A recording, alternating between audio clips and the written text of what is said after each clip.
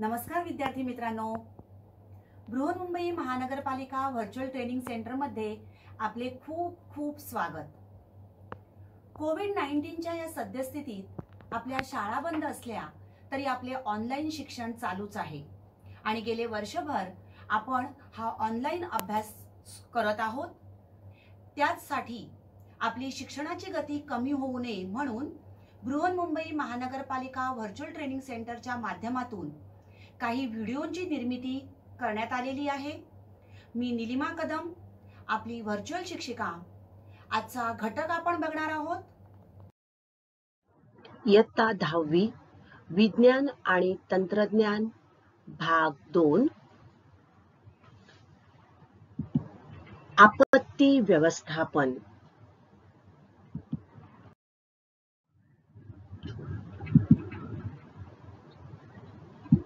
या पाठामध्ये आपण अभ्यासाचे प्रमुख मुद्दे आहेत: आपत्ती व आपत्तींचे प्रकार, आपत्तीचे स्वरूप व व्याप्ती, आपत्तीचे होणारे परिणाम आणि आपत्ती व्यवस्थापन।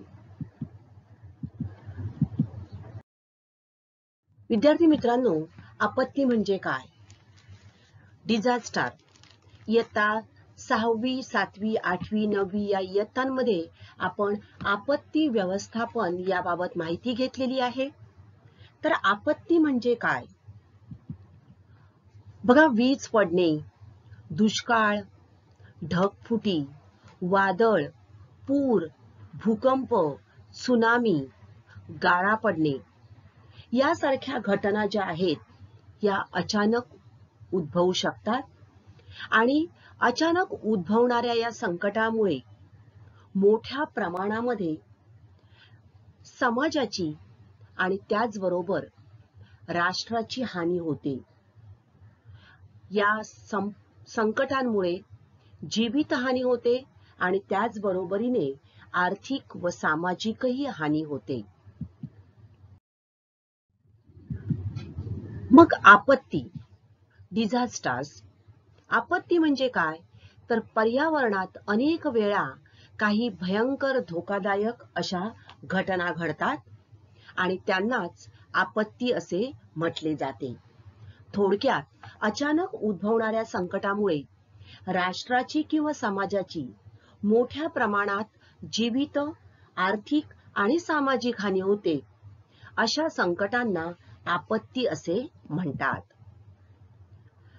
आता नद्यांना येणारे पूर, ओला व कोरडा दुष्काळ, वादळे, भूकंप, ज्वालामुखी या नैसर्गिक आपत्ती आहेत।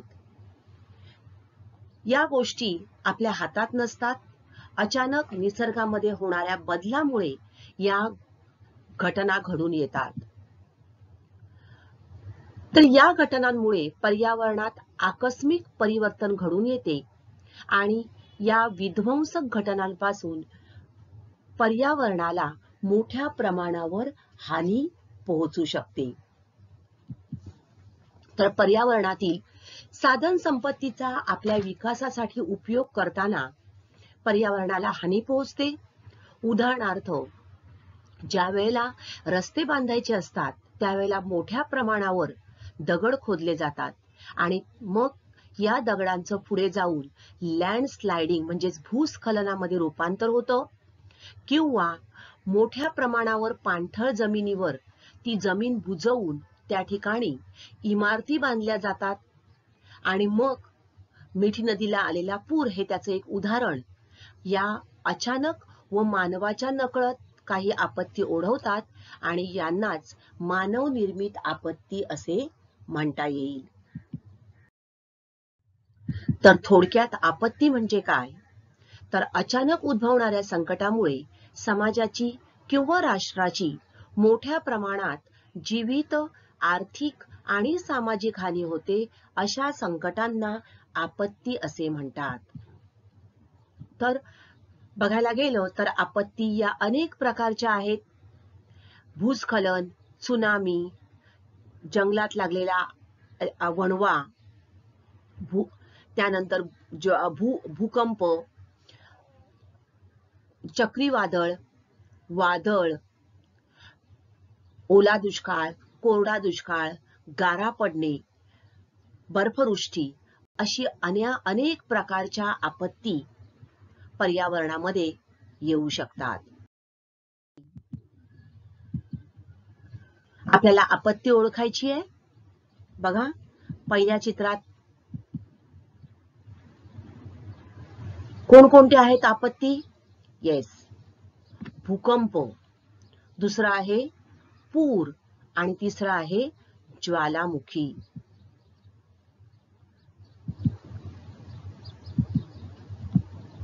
तर पूर, भूकंप, ज्वालामुखी या नैसर्गिक आपत्ती होत. बघा भूकंप आहे, हा आहे पूर आणि ज्वालामुखी, तर या नैसर्गिक आपत्ती आहेत.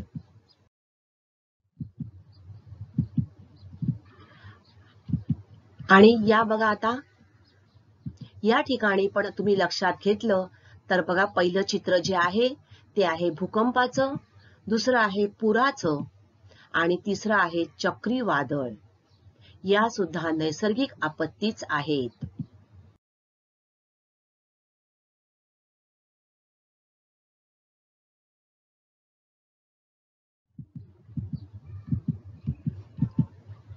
या ठिकाणी दुष्काळ, कोरडा दुष्काळ, वणवा जंगलात लागलेली आग आणि भूस्खलन.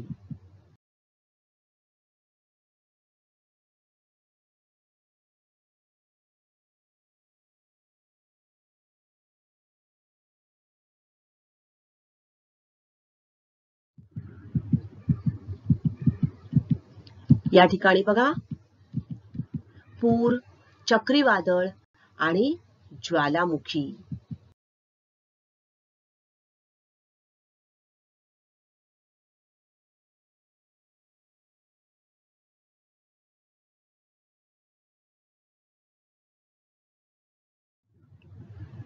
तर ह्या ज्या आपत्ती आहेत या आपत्तींविषयी आणि त्यांच्या उपाययोजनांविषयी आपण माहिती घेतलेली आहे. कोणत्याही दोन आपत्ती या सारख्या नसतात. प्रत्येक आपत्तीचा कालावधीही एकसारखा नसतो. काही आपत्ती या अल्पकाळ असतात तर काही आपत्ती दीर्घकाळ राहतात. प्रत्येक आपत्ती ओढवण्याची कारणे सुद्धा वेगवेगळी असतात. उदाहरणार्थ बघा आता आलेली कोरोना लाट किंवा कोविड-19 ही सुद्धा एक आपत्तीच होय. आता ही आपत्ती अल्पकाळ की दीर्घकाळ हे सुद्धा आपण सांगू शकत नाही. ही आपत्ती ओढवण्याचं कारण सुद्धा आपल्याला माहिती नाही आहे. आणि या आपत्तीचा पर्यावरणावर किंवा जगावर होणारा परिणाम हे या आपत्तीच्या स्वरूपावरून लक्षात घेतलं जातं. तर आपत्तीचे प्रामुख्याने दोन प्रकारे वर्गीकरण केले जाते. एक आहे मानव निर्मित आपत्ती आणि दुसरी आहे नैसर्गिक आपत्ती. तर अशा प्रकारे दोन प्रकारामध्ये प्रामुख्याने आपत्तींचं वर्गीकरण केलं जातं.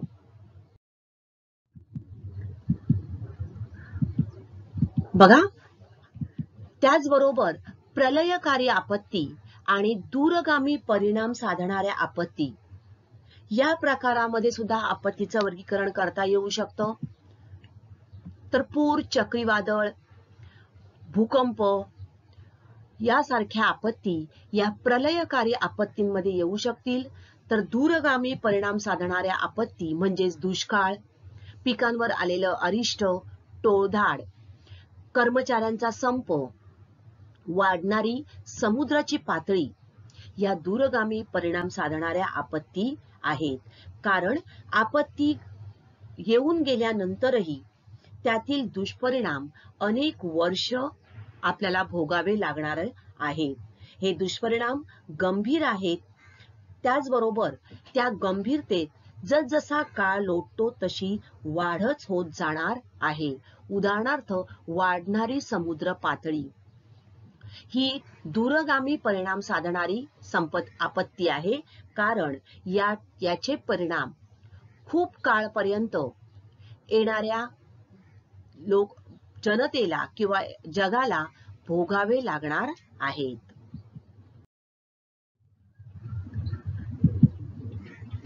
तर ज्वालामुखी ही एक नैसर्गिक आपत्ती आहे. तर ज्वालामुखी कशामुळे होते? तर पृथ्वीच्या कवचामध्ये ज्या काही हालचाल होत असते आणि त्यामुळे ज्वालामुखी होतो. तर भूस्खलन बघा, भूस्खलन ही मानवनिर्मित आपत्ती होऊ शकते. कारण रस्ते बांधण्यासाठी, इमारती बांधण्यासाठी ज्या वेळेला अशा प्रकारे रस्ते खणले जातात किंवा भिंती खणल्या जातात, त्यावेळेला काही काळाने त्या ठिकाणची खडक जे आहेत ते सैल होतात आणि याचा परिणाम कालांतराने भूस्खलनामध्ये होऊ शकते. आता आपत्तीच्या विविध निकषांच्या आधारे आपत्तींचं वर्गीकरण पुढील प्रकारे केलं जातं. पहिलं म्हणजे नुकसान होण्याचे प्रमाण, किती नुकसान त्या आपत्तीमधून होतं. दुसरा निकष आहे आपत्ती येण्याचा काळ आणि तिसरा निकष आहे त्या आपत्तीचे होणारे दूरगामी परिणाम. तर थोडक्यात आपत्ती ज्या आहेत या आपत्ती आणि त्या आपत्ती कशा प्रकारे नुकसान करणार आहेत, तो येण्याचा काळ कोणता आहे, त्याचे होणारे दूरगामी परिणाम आणि ती आपत्ती येण्याचं कारण काय आहे, या आधारावर आपत्तीचं वर्गीकरण केले जाते. तर आपत्तीचे त्यावरून प्रकार किंवा वर्गीकरण आपण बघूया. प्रामुख्याने आपत्तींचे 3 प्रकार आहेत: भूभौतिक, जैविक आणि मानवनिर्मित. बघा, आतापर्यंत आपण मानवनिर्मित आणि नैसर्गिक हे 2 प्रकार अभ्यासलेले आहेत. पण आता आपण काय प्रकार करतो आहोत? भूभौतिक म्हणजेच जिओफिजिकल, जैविक म्हणजे बायोलॉजिकल आणि मानवनिर्मित म्हणजेच मॅनमेड. आपत्तीच्या प्रकारांमध्ये फरक काय आहे? आता भूभौतिक म्हणजे काय? बघा, यामध्ये येणारे वेगवेगळे प्रकार. भूभौतिक म्हणजेच काय, तर याच्यामध्ये पुन्हा भूशास्त्रीय व भूगर्भीय काही आपत्ती येऊ शकतात आणि दुसरे आहेत हवामानशास्त्रीय, वातावरणीय आणि खगोलशास्त्रीय आपत्ती. बघा, पुन्हा भूभौतिक मध्ये पुन्हा 2 भाग म्हणजे भूशास्त्रीय आणि भूगर्भीय, पृथ्वीच्या अंतरंगात ज्या काही हालचाली चाललेल्या आहेत त्यामुळे होणारे. तर दुसरा प्रकार येतो हवामानामध्ये होणारे बदल, वातावरणात होणारे बदल आणि काही खगोलशास्त्रीय कारणे. आता जैविक आपत्तीमध्ये वनस्पतीजन्य आणि प्राणीजन्य असे 2 प्रकार पडतात आणि मानवनिर्मित मध्ये अनाकलनीय आणि हेतू पुरस्सर असे हे 2 प्रकार पडतात. आता भूशास्त्रीय आणि भूगर्भीय म्हणजेच उदाहरणार्थ भूकंप, ज्वालामुखी, त्सुनामी, जलप्रलय, भूप्रक्षोभ, भूप्रपात, प्रस्तरभंग, धूप, क्षारीकरण इत्यादी. तर हवामानशास्त्रीय किंवा वातावरणीय याच्यामध्ये उष्ण लाटा व शीत लाटा, बर्फवृष्टी, वादळे, अवर्षण, गारा, महापूर, दुष्काळ, उल्कापात इत्यादी. आता जैविक आपत्तीमध्ये वनस्पतीजन्य आपत्ती म्हणजेच जंगलामध्ये लागणारा वणवा, बुरशीजन्य रोगाचं प्रसारण, अचानक वाढणारी शेतामध्ये वाढणारी तण म्हणजेच उदाहरणार्थ गाजर गवत किंवा पाण्यामध्ये जलपर्णींचा मोठ्या प्रमाणावर प्रसार होणे इत्यादी. तर प्राणीजन्य मध्ये आता आलेला कोविड-19 म्हणजे संसर्गजन्य विषाणू आणि त्याच्यामुळे येणारी आपत्ती म्हणजेच कोरोना काळ ही एक आपत्ती आहे. विषमज्वर, कावीळ, प्लेग यांची साथ येणे, टोळधाड किंवा पशूंचा होणारा हल्ला या प्राणीजन्य आपत्ती होत. आता मानव निर्मित मध्ये अनाकलनीय म्हणजे आपल्या नकळत काही घडणाऱ्या आपत्ती, उदाहरणार्थ कंपनीमधून होणारी विषारी वायूची गळती. अणु चाचण्या जेव्हा केल्या जातात त्या अणु चाचण्यातून काही दुष्परिणाम घडून येतात किंवा होणारे मोठ्या प्रमाणावर होणारे अपघात, या झाल्या मानव निर्मित आपत्ती. तर हेतू पुरस्सर म्हणजे नियोजित आपत्ती कोणत्या आहेत? तर युद्ध, आग, बॉम्बस्फोट, दहशतवाद, स्थलांतर, बालकामगार या मानव निर्मित हेतू पुरस्सर आपत्ती होऊ शकतात. तर अशा प्रकारे या आपत्तींचे आपण भूभौतिक, जैविक आणि मानव निर्मित आपत्तींमध्ये वर्गीकरण करू शकतो. भूभौतिकचे पुन्हा 2 प्रकार, जैविकचे पुन्हा 2 प्रकार आणि मानव निर्मित आपत्तींचे पुन्हा 2 प्रकार अशा प्रकारे पडू शकतात.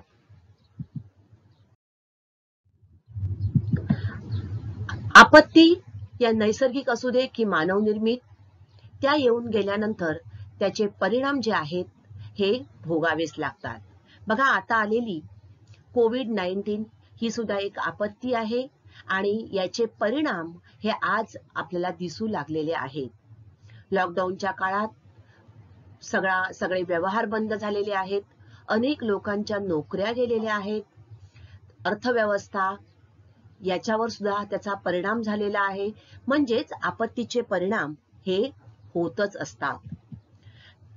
उदाहरणार्थ आपण बघूया, जेव्हा नद्यांना येणारे पूर येऊन गेल्यानंतर बऱ्याच वेळेला पुरांमध्ये रस्ते वाहून जातात, पूल वाहून जातात, त्यानंतर रहदारीचे पूल वाहून जातात, नदीकाठच्या गावांमध्ये पाणी शिरतं, गावं उद्ध्वस्त होतात, गावामध्ये असणारी जनावरे ती मृत पावतात, त्यानंतर अन्नाची कमतरता निर्माण होते, या समस्या निर्माण होतात.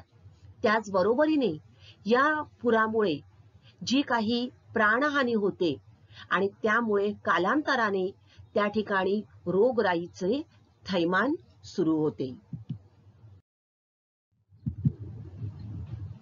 पुढचं आहे भूकंप. भूकंप जर आपण बघितलं तर भूकंपामध्ये सुद्धा घरे कोसळतात, जमिनीला भेगा पडतात, रस्ते नाहीसे होतात.